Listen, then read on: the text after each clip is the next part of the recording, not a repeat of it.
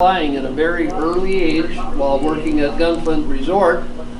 He's flown everything from small little float planes to big commercial airlines.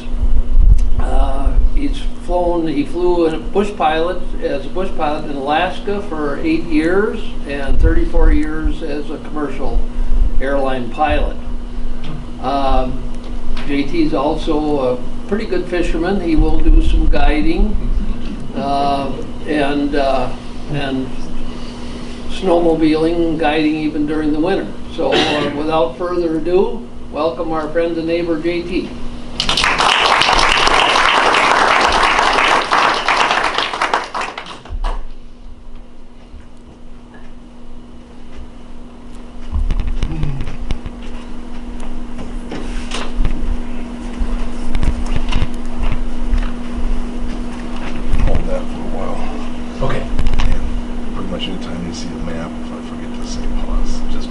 Got it.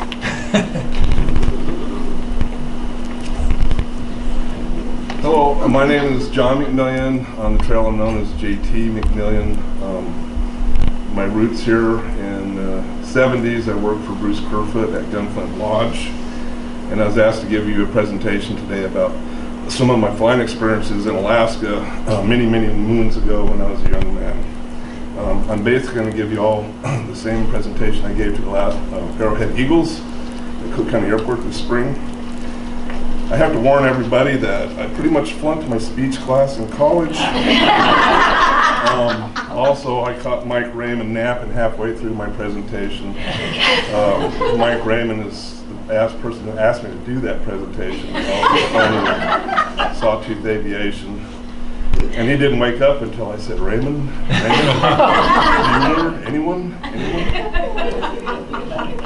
Anyway, sometimes I get kind of nervous around large groups of people, but I see a lot of people that I know here, so that makes me feel actually more nervous.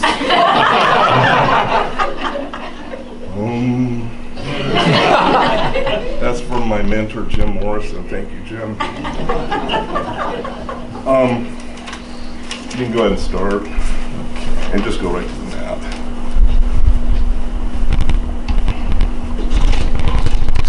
I do recycle even old broken fishing poles. So in the winter of 1979, I felt absolutely positively compelled to go to Alaska. So early on a cold winter morning in December, I arrived in the town of Nenana in the interior. I stepped off the train with $20 in my pocket. And it was dark. It was about 50 below zero, and Nenana reminded me of what I thought Point Barrow would be like when I got there. Nenana's in the interior, right there.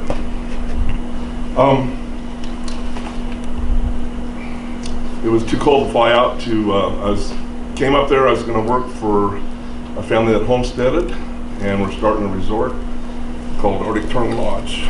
It was too cold to fly out to Arctic Tern Lodge for about a week, so I spent the week in jail. And when it warmed up enough,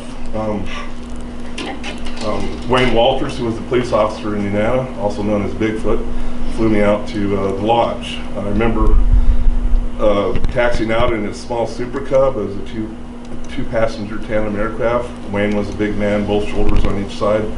I was behind him, and my blue pack with all my worldly possessions were behind me. And I'm thinking, oh my gosh, this little plane will never take off with all this weight in it.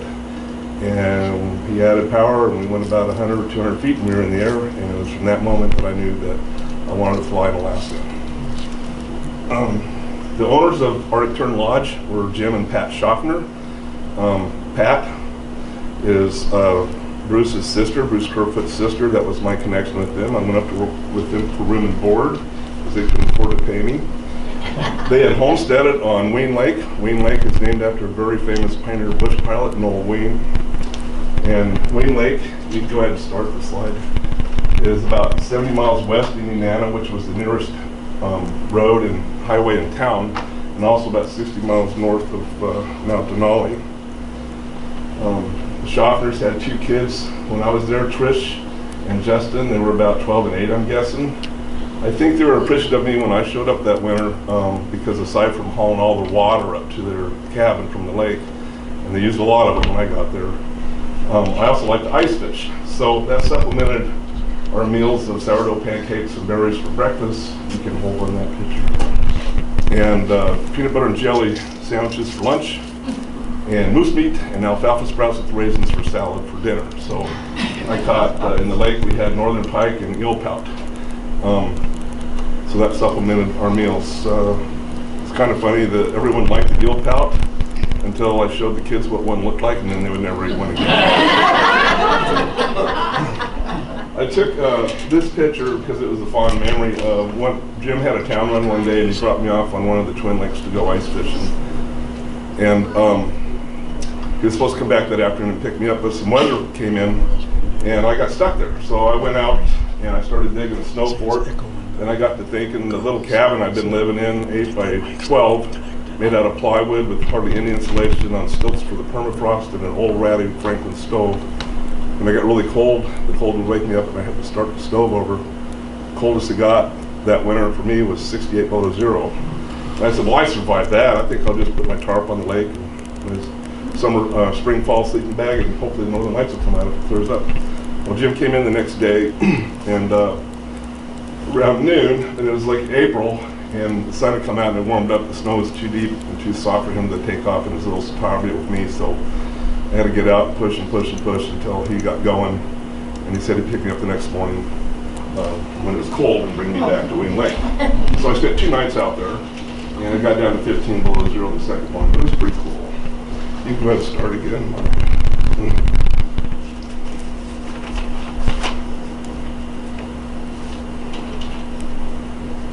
This is Jim and Pat Schaffner, the owners of Arctic Turn Lodge.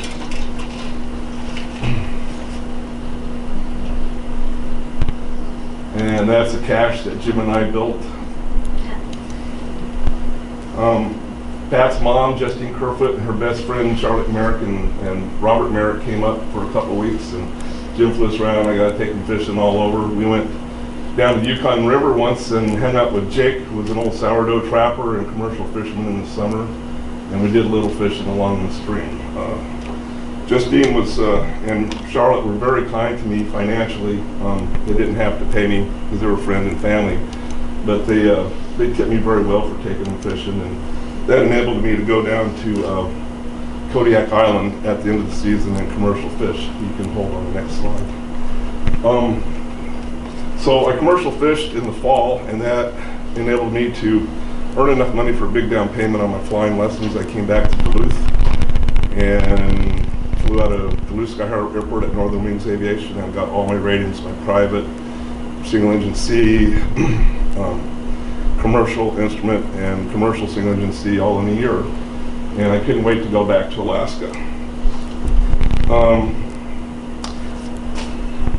At that time, no one in Alaska would hire you unless you had at least 1,500 hours total time, 500 Alaska time, 500 on floats if you want to fly seaplanes.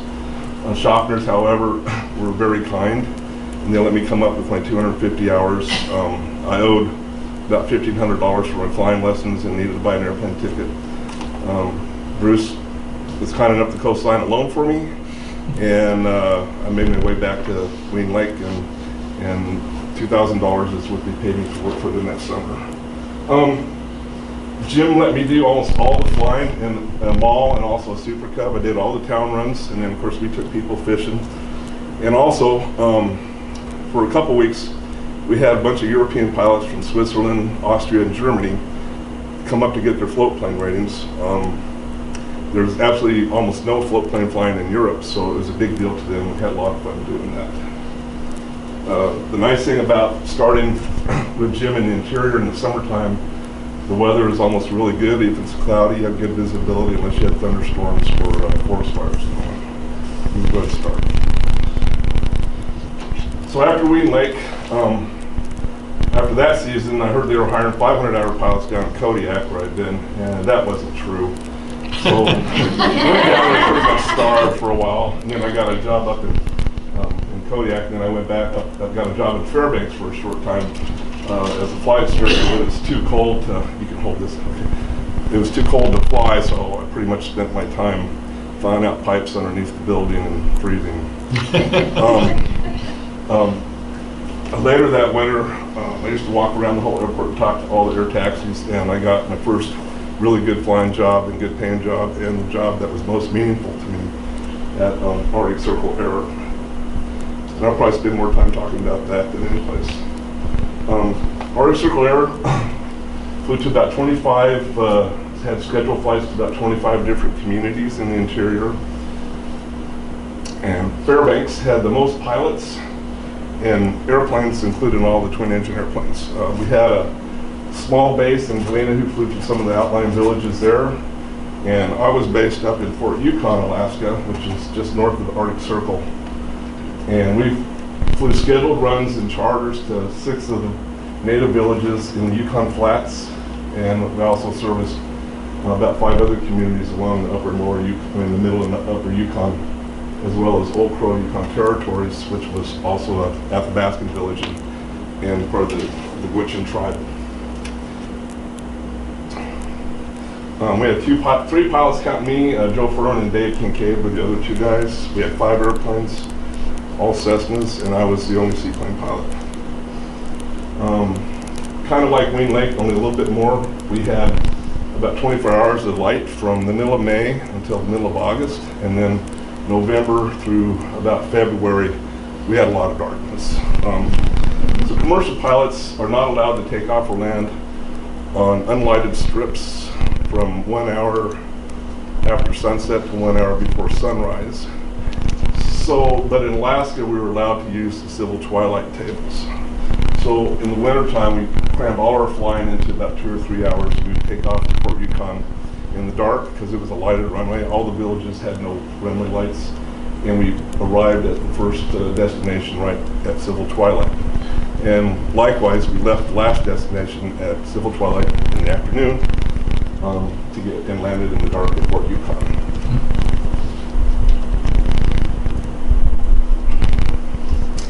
Aside from the villages and charters, we also flew charters for off-airport charters to gravel bars, floats or skis for hunters, raptors, trappers, the bush families, for state and federal agencies, including flying hotshot crews and firefighters in the summertime to stage.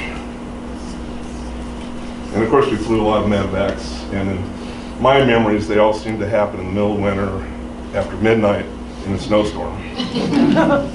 And if it was snowing, we could get to Yukon Flats. We could fly at 800 feet and not hit anything. We knew how to get to the villages. The issue was if we wanted to get them to Fairbanks, we had to fly over the mountains in icing conditions, and our planes weren't equipped for that. So we would get a twin engine out of Fairbanks. We'd fly an EMP out to the village, and since there were no lights, they usually put 2 snowmobiles at the end of the runway for me. And Beanie Tie was great because they put 6 Coleman lanterns down the runway and it was cold. If the weather was good, we would fly them to Fairbanks, but if it wasn't, we'd put them on the twin. You can go ahead and start.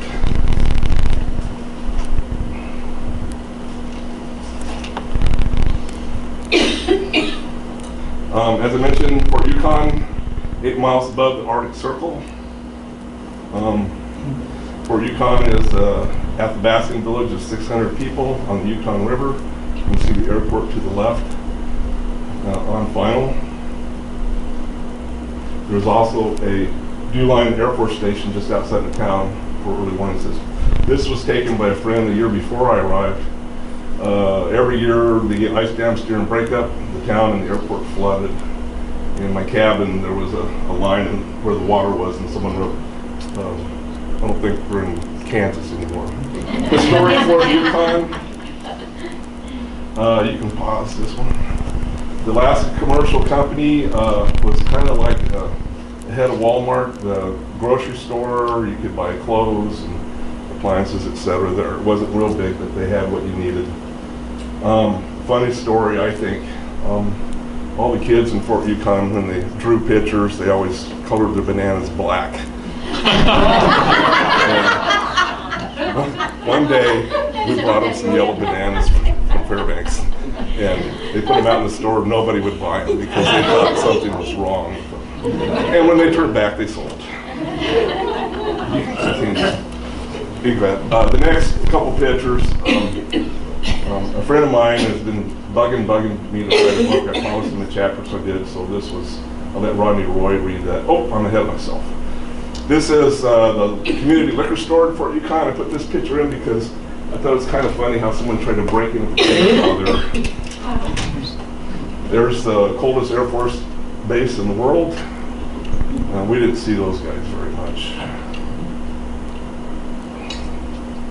That's the cabin I lived in. We had no running water. I had a 2-hole outhouse though, so I was kind of in high style. I lived on a slough on Yukon River. This is from my front porch on the winter solstice at high noon.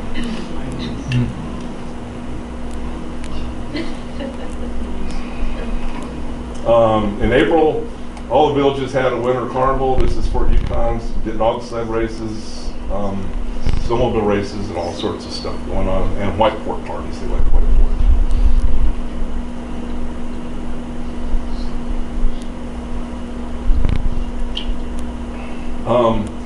A lot of the natives used a fish wheel to fish king salmon with in the Yukon River. They looked pretty beat up, but they were okay.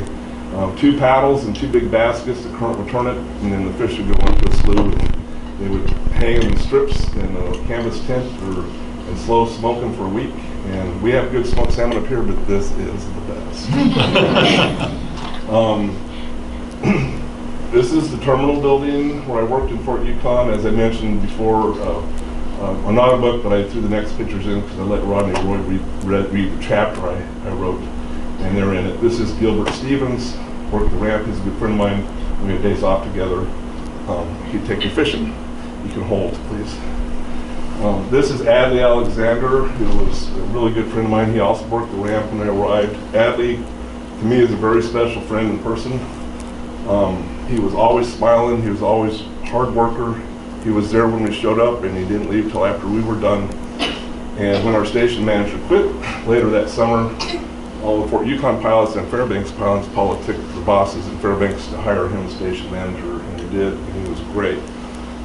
After I left, Adley went to the University of Alaska Fairbanks and got his degree in as a community health practitioner, and he was an EMT too, and also a sergeant in the Air National Guard. And later, he became the chief of the Gwich'ajay tribe. And sadly, he passed away about 8 years ago. But he was special to me. You can continue.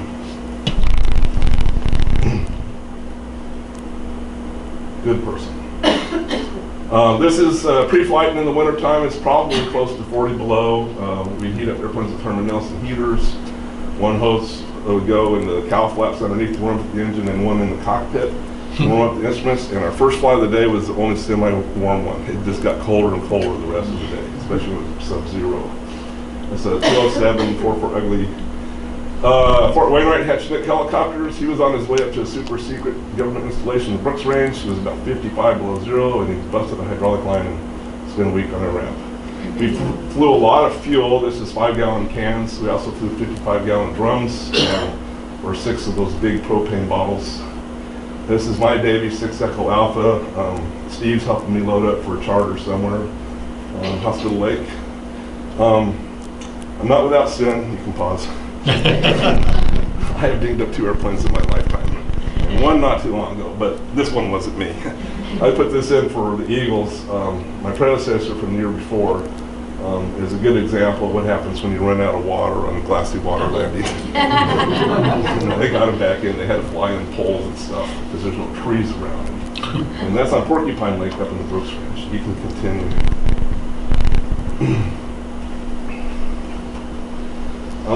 I threw these pictures in for Roddy because he had to go out to Wingo on Isle Royal and replace a jug on the Forest Service beaver last winter. Joe Furman landed on Bell Lake near the Yukon border and broke his skis, so I had to borrow Circle Air's 185 and fly the mechanics in and fix it. It was a pretty cold day. You can pause. As I mentioned, we flew scheduled service and charters to all the local villages. This is Arctic Village up in the south part of the Brooks Range. It was probably my very favorite place to village to fly to. People to me were nice everywhere. My name was, they all knew my name. It wasn't John or JT, it was Pilot. And, this is the mail run. And it was cool because every time we flew to the village, half the village would come out to see who's going and who's leaving and did we bring them anything. And I really enjoyed going to Arctic Village. You can continue.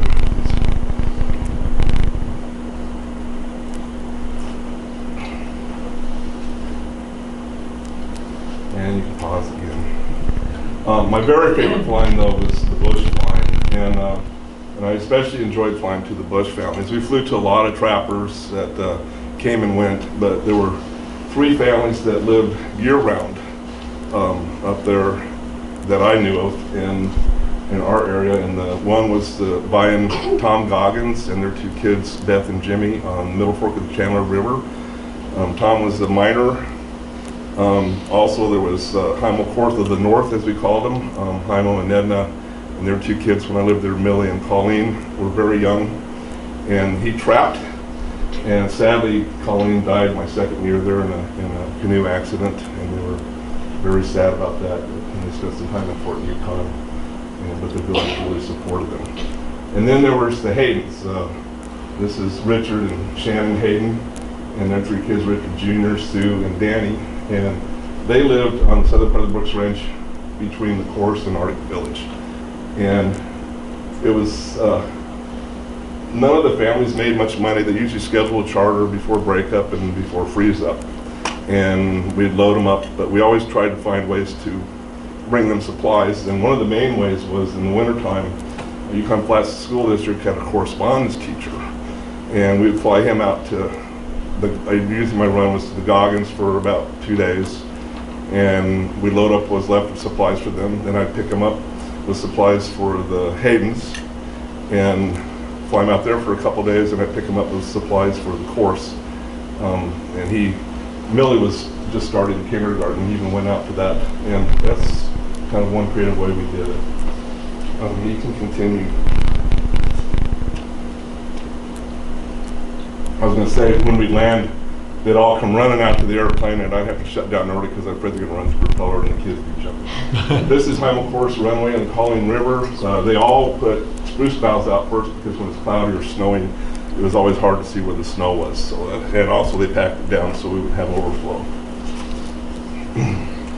Medevacs. This wasn't mine. This is Joe Furman and Tessie Joseph. She went into labor in Beaver. Joe flew down and picked her up and took her to Fairbanks. Halfway, she gave birth to Waylon Willie Joseph. It had a great ending, and it was pretty cool. After a year and a half at Fort Yukon, I decided to get my multi-engine rating and check out in the Bondurani as a twin-engine turbine. Aside from the schedules, we also had a contract with Bureau of Land Management smoke jumpers, so I was the lead pilot for that. I can't say that the training for smoke jumpers was like Top Gun, but it was pretty interesting.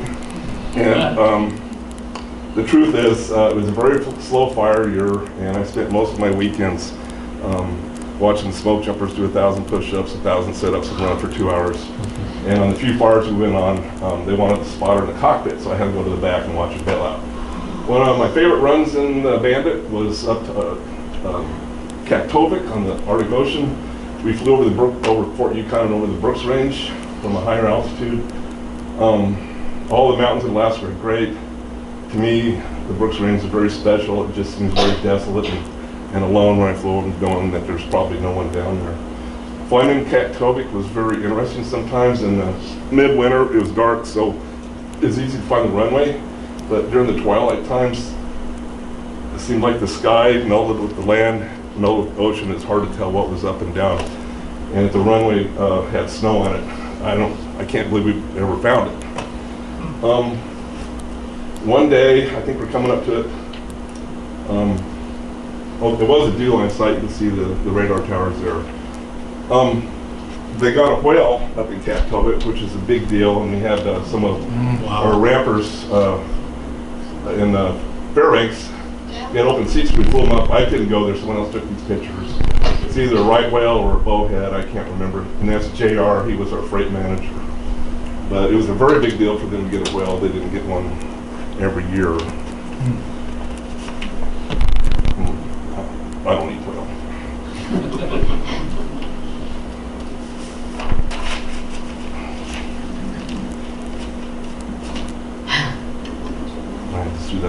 The other one I like a lot was up to Bettles and Antibik Pass. This is crossing the Dalton Highway pipeline between Rampart and Stevens Village on the Yukon. This is the Koyukuk River by Bettles, which is on the southern end of the Brooks Range. It was about a 60-mile pass. If we had at least a 500-foot ceiling and good visibility, we'd fly it. If it was bad, we would fly over the Brooks Range to the village of Umiat, do a non-precision approach, and then come in the back door. It's pretty cool to fly up the pass, especially on a good day. Interesting airplanes. This is a Turbine DC-3. They only made 3 of them, and our competitor Harold's Air got that first one, and I got a ride in it on the proving runs. It's pretty cool.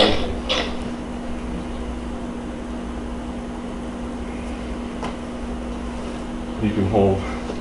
This is a C-119 boxcar. Hawkins and Powers did most of the fire bombing aircraft. They were all mostly World War II era airplanes. You'll notice a jet engine on top. And when I lived in Fort Yukon, they had one on the other side of the field. And when we hear that jet engine go, if I was there, we'd run out and watch them take off. They wouldn't rotate till almost 500 feet to the end of the runway. And they got off at the end of the runway, and 9 times out of 10, they clipped the trees. And then the captain would dive down to get airspeed in case they lost an engine, and the first officer had on the dump switch. And we were waiting for a big ball of flame, and boom, and he'd slowly start climbing out. You can go ahead and start. I talked to the old World War II pilots. They were all really good, and they usually hired some young first officer to pull gear. And I talked to one of the first officers. He was having nightmares, and he quit after a week. Pretty challenging flying. This is an Argosy, a very unusual airplane. For the villages, a lot of them you couldn't get there by river or road or ocean, so they had to fly the heavy equipment in. They use this or C-130s usually. This is a Delta, this is F-102 Delta wing, Delta Dagger in Galena. You go ahead and hold. In Galena, Alaska was a fighter intercept base for Emmendorf Air Force Base, and when I worked there, they had F-15s. And it seemed like every day they were scrambling at least once or twice to intercept the bears or badgers coming from Russia. I'm sure they're still doing it today in Raptors. In the 60s, they used F-102, and the story on this one is the pilot ran out of gas and ejected, and the plane glided in. And it sits there to this day as far as I know. Okay, let's start.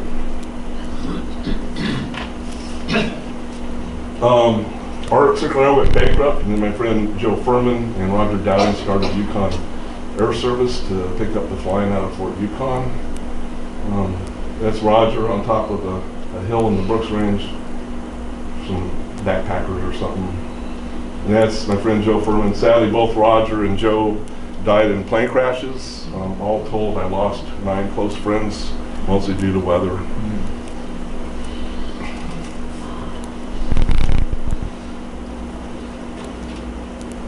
At the map. So after Arctic Circle Air went bankrupt, most of the pilots in Fairbanks, the airlines were hiring, so they went to the airlines. I had absolutely no desire to do that. My original goal in aviation was to fly de Havilland Beaver on floats, and so I just applied to outfits that had beavers, and I wound up in southeast Alaska in Ketchikan, and flew this part of far southeast Alaska. You can start. Like Fort Yukon, we did scheduled charts about 20 communities, logging camps and lodges, charters. This is Ketchikan, Tongass Narrows, and the main airport at Ketchikan. We also had the Forest Service contract and, of course, medevacs. We had 8 beavers, 3 otters, 2 185s, and a Turbine 206 all on floats. The Tongass Narrows were crazy. It had a big tide that ran back and forth several times a day. And we had wind, we had whitecaps, we had That's the small fishing boat. We had big fishing boats, and we had cruise ships, and a bunch of other airplanes. But it was a pretty cool job. I enjoyed it a lot. I flew for them for 2 seasons. As mentioned, the tides, the Ketchikan had an 18-foot tide. I took this picture on the same day from a big plus and minus tide. Whoa. Rampers hated low tide.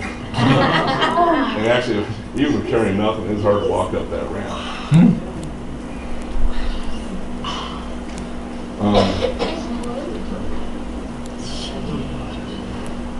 We pulled airplanes out of the water every day. We could take 2 out on the main dock with pivot ramps and then hose them down with water, and then at Peninsula Point we'd take the rest of the airplanes out and then wash them down, wash all the salt water off. Came to work one morning on the Rhonda Lynn, coming out of Ward Cove Cannery, hit a reef, and she decided to use our ramp to keep from sinking. So we only had 2 airplanes to fly with that day, and so I pretty much just sat around and watched the Rhonda Lynn show. Our competitors got the first Twin Otter on floats. It was a really cool airplane. That's the airport dock at the main airport, and I went swimming there once. My favorite run was going to Hyder. Is a long pass. Rules: don't fly through a pass you can't see through, or at least get to the next point, do a turnaround and do a 360 to make sure you don't see it again, or get caught with weather. Sol and Thorold glaciers we went by. Most of the glaciers are further north, but on that run we went by a couple. Tongass National Forest has hundreds of cabins you can rent. $10 a night. When I lived there, they're about 45 to 75 now. I didn't fly the 185 much, but it's a faster airplane. This was a beautiful day. I went up to Cake, which is near Sitka, picked up a Japanese log scaler, and we just flew around all day on log rafts, and he measured them. Pretty easy day. Nice day too. It wasn't always sunny up there. I took this picture on Lake Rowena because it was pretty cool. Picking up some goat hunters. They weren't packed up to go yet, so I just walked around the lake and took pictures. I didn't take enough pictures. Of course, we had cruise ships. This is one of the Whole America boats, dam boats, Amsterdam, Rotterdam, Noordam, I don't know. We would fly tourists mostly up to Misty Fjords, started at Windward Arm, Punch Bowl Cove, 4,000-foot cliff. There were lots of lakes and waterfalls and canyons and mountain goat. This is Big Goat Lake and Big Goat Falls, 700 foot. And whether it was sunny or raining, it was a really nice flight. This is Nuya Lake. We would land in a lake during the flight and then let everybody get out on the floats and kind of take it all in after we shut the engine down, of course. Then we fly back to Ketchikan. This is on Nuya Lake. It rained 14 feet a year in Ketchikan, and I remember one of the cruise ships ladies at the Tongass dock said, "Sun doesn't ever quit raining here," and he said, "How do I know? I'm only 8 years old." This is one of my buddies getting ready to take off on Nuya Lake. And you can hold that. So I kind of wanted to go back to the resort thing again. So I did go back to Ketchikan another year, but I got a job at King Salmon Lodge in Katmai National Park in this part of Alaska. And at the lodge they had and I was a pilot guide there. And at the lodge they had a saying, you can have a good pilot or you can have a good guide, but you can't have both. So I think I was a pretty good pilot. I'd never fly fished before, but I learned, and to be honest with you, fishing was usually pretty good. So a very special place. Katmai was probably the most challenging flying I ever did. Every place I flew had its own challenges. Up in the Arctic, it was small lakes, skis, slush, overflow, and on float planes in the higher mountains, you lose a lot of performance. In Ketchikan, it was big water and weather usually, and in Katmai, probably the worst weather I flew.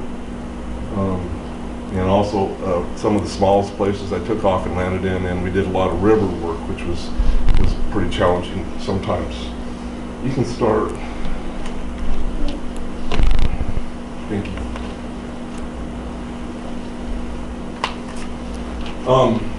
We had 3 beavers. One of them was on whales, and a 206. I only flew the 206 once.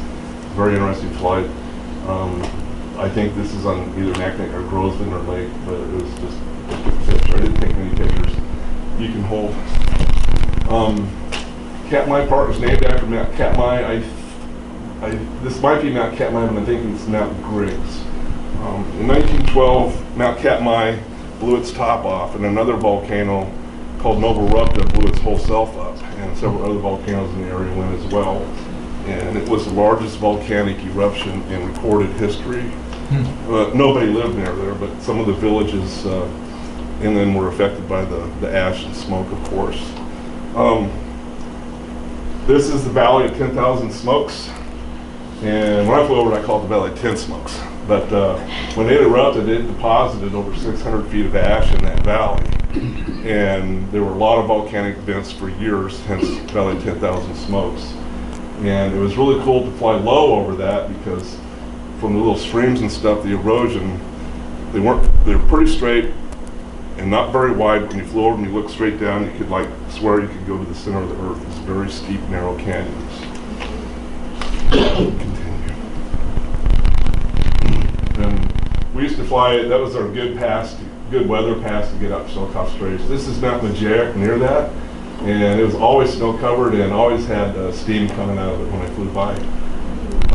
I took this picture on a trip to Chik-Wauk Straits. It was really windy that day. You can stop. I told the coho salmon were running on the Chik-Wauk Straits, and everybody wanted to go catch silvers. And I said, I don't know, it's pretty windy, and it might be too rough to fly over the mountains. And it was very turbulent.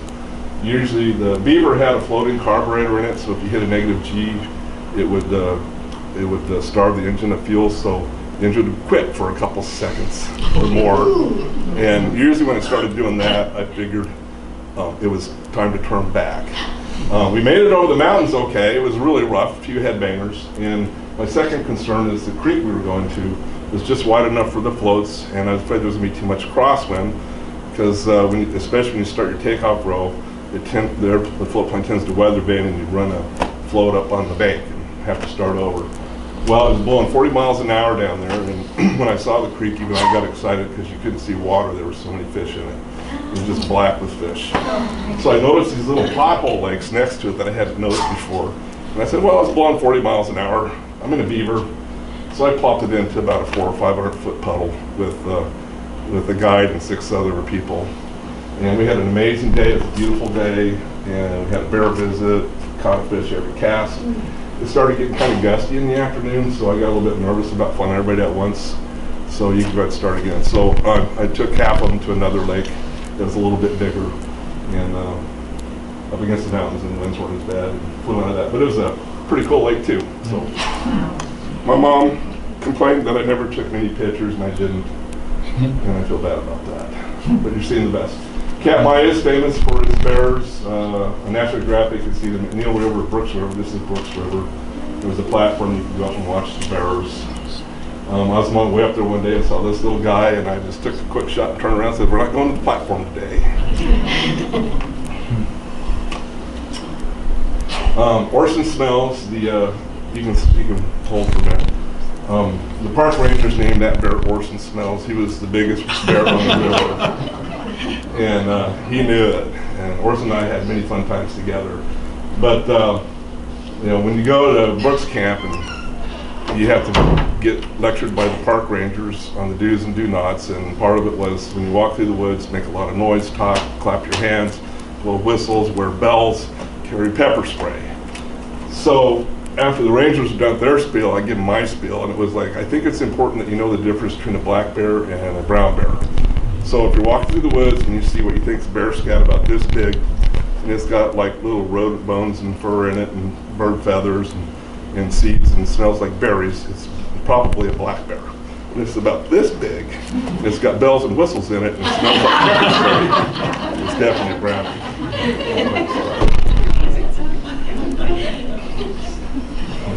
The birds were really cool. We got chased every day. So like I said, I didn't take many pictures, so a few years ago I brought my son back to Katmai with a better camera. I took lots of pictures because I wanted him to experience Katmai and the fishing. When I worked there, we got chased every day by bears. It was really cool until August. I started having nightmares about them. But this guy, I renamed him Orson Smells II. He was in that spot when we went up the river, and that after we came back, he was in the exact spot, eating red salmon. Usually the bears would wander up and down the stream, the river looking for fish. This is my son, and the bears are pretty chill in Katmai. They're well fed. They're used to people. Sadly, some people I took fishing thought they were in a zoo. You had to give them their distance. And of course, the fishing is, they have all 5 Pacific salmon groups, char and grayling, but in the fall, when the big rainbows from the big lakes come up to eat salmon eggs, rainbows are king, and that's what it's really all about. It's amazing fishing.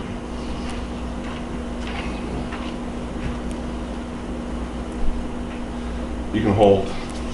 So, that's pretty much my Alaska presentation. I'd like to bring it back home again. We all live in a very unique part of the lower 48 United States. There's a lot of bush flying in Alaska. We're important for a lot of what the pilots up there do, and as well as Canada is very important. And I would think, living here for me, I see a lot of similarities to Alaska.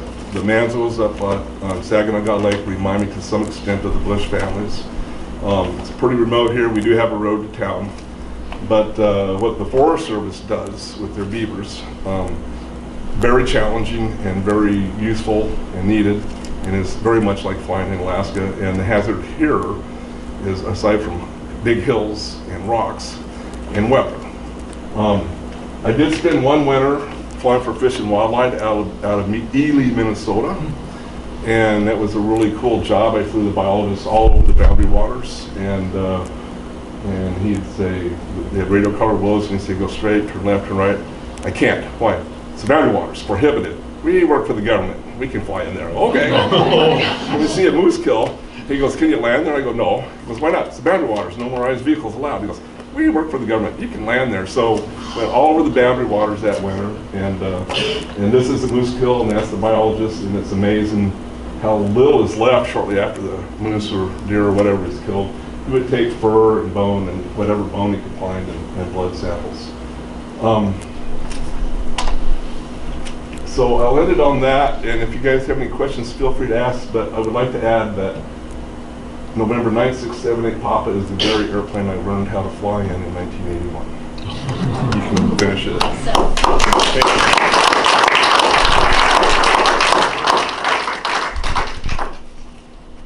Okay, bye. Questions? Tell us about some of the dignitaries you flew. Chuck Yeager. Flew Chuck Yeager. Took him fishing for a week. We alternated flying, and he's a good pilot. He has every rating imaginable and every type rating imaginable. I flew, that was at King Salmon Lodge. I flew Dick and Mary Cabela. They were very nice people. I flew a lot of famous fly fishermen people that I really wasn't aware of, except for Francis and Lee Wolf. He made the Royal Wolf fly, and his wife Lee was actually a better fisherman than he was. And the other guys I didn't know until I met them. What was really cool is I got to fly James Bishner a couple times, once up to Fort Yukon and once to Eagle, when he was writing his book Alaska. And he was very old then. He had a frail man, and he had a helper. And it's just, I read quite a few of his books, and that's probably the only one I didn't get bogged down in the middle, probably just because I knew what he was writing about. Anybody else? Yes? You mentioned just a little bit about the number of friends you've lost. What's sort of the percentage for bush pilots up there survival? Like, you know, half of them make it to your age? I mean, it seems like Hopefully more. The thing was, like, most of the pilots that died up there is usually weather related. I think 7 were weather related and 2 were, I know 1 was a stall spin, but most of the people that killed themselves flying Alaska, it's either their first year there trying to prove they're the world's best bush pilot, or it's the guys that have been there, done that, flown in worse and you get complacent, and you can't get complacent, because even though you might have flown in worse, it's different. Every day is different. I always used to tell people, I remember mostly the good times, but on the good days, it's the best flying in the world. On the bad days, it's the worst flying in the world. So I don't know, maybe 10%.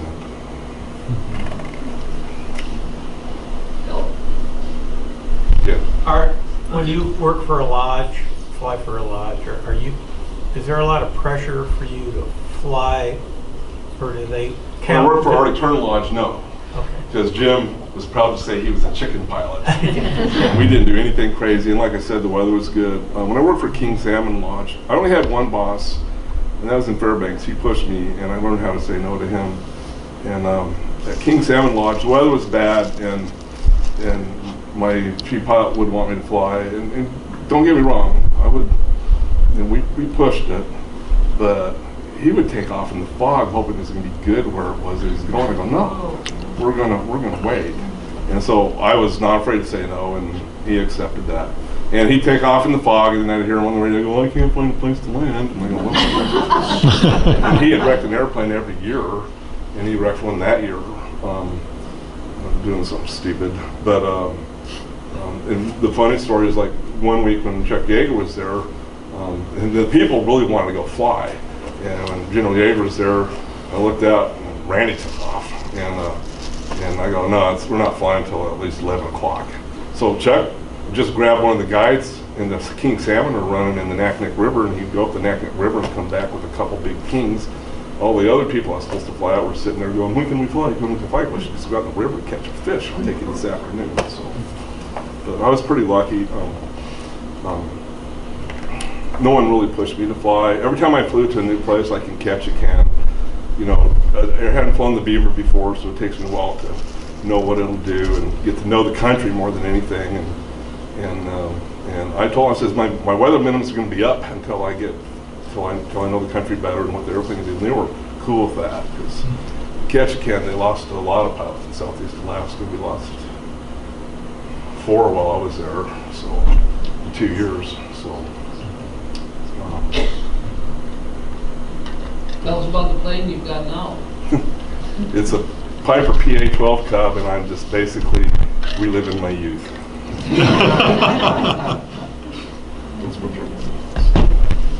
Well, let's thank, what an amazing presentation.